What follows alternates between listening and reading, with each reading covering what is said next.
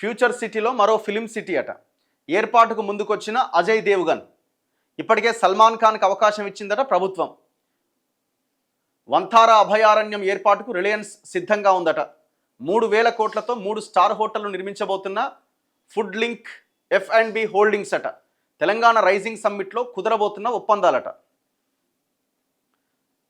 బాలీవుడ్ నటుడు అజయ్ దేవ్గన్ హైదరాబాద్లో ప్రపంచ స్థాయి ఫిలిం సిటీ ఏర్పాటు చేయబోతున్నారు.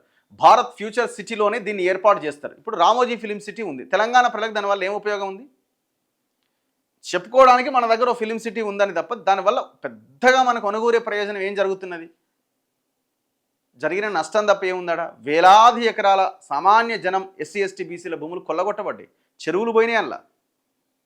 ఇప్పుడు దీని ద్వారా ఈ ఫోర్త్ సిటీ భూముల సేకరణ మొత్తం లంబాడోల భూములు అవన్నీ దాదాపుగా 15,000 ఎకరాలు ఫార్మా సిటీ కోసం కేసీఆర్ సేకరిస్తే ఫార్మా సిటీకి సేకరించిన 15,000తో పాటు ఇంకో 15,000 ఎకరాలు మొత్తం 30,000 ఎకరాలు సేకరించి ఫోర్త్ సిటీ కడుతున్నారు. ఇప్పుడు ఇదంతా ఒక ఆయనకి ఫిలిం సిటీకి, ఒక ఆయనకి వంతారా అభయారణ్యానికి, ఇక వాళ్ళకి ఇచ్చేస్తున్నాడు అన్నట్టుగా మొత్తం. ఈ నెల 8, 9 తేదీల్లో జరిగే తెలంగాణ రైజింగ్ గ్లోబల్ సమ్మిట్ సందర్భంగా ఫిలిం సిటీకి సంబంధించి తెలంగాణ రాష్ట్ర ప్రభుత్వంతో అవగాహన ఒప్పందం చేసుకుంటారట. ఇప్పటికే మరో బాలీవుడ్ నటుడు సల్మాన్ ఖాన్కు కూడా ఇక్కడే భూమిని కేటాయిస్తూ నిర్ణయం తీసుకున్నారు. ఫ్యూచర్ సిటీలో ఇది 2వ ఫిలిం సిటీ. తెలంగాణ రైజింగ్ విజన్లో భాగంగా 2047 నాటికి రాష్ట్రాన్ని $3 ట్రిలియన్ ఆర్థిక వ్యవస్థగా మార్చే లక్ష్యంతో ప్రభుత్వం వినోదం, పర్యాటక రంగాల్లో పెట్టుబడులు ఆకర్షించాలని నిర్ణయించింది. ఈ నేపథ్యంలో 8, 9 తేదీల్లో భారత్ ఫ్యూచర్ సిటీలో జరగబోయే తెలంగాణ రైజింగ్ గ్లోబల్ సమ్మిట్కు దేశ విదేశాల నుంచి భారీ స్పందన వస్తోందని ప్రభుత్వం తెలిపింది. ఈ సమ్మిట్లోనే అజయ్ దేవ్గన్ ప్రపంచ స్థాయి ఫిలిం సిటీని ఏర్పాటు చేయడానికి రాష్ట్ర ప్రభుత్వంతో ఒప్పందం కుదుర్చుకుంటుండగా వెల్లడించింది. రిలయన్స్ గ్రూప్ కూడా తెలంగాణలో పెట్టుబడులు పెట్టడానికి ఆసక్తి చూపుతోందని ప్రభుత్వం తెలిపింది.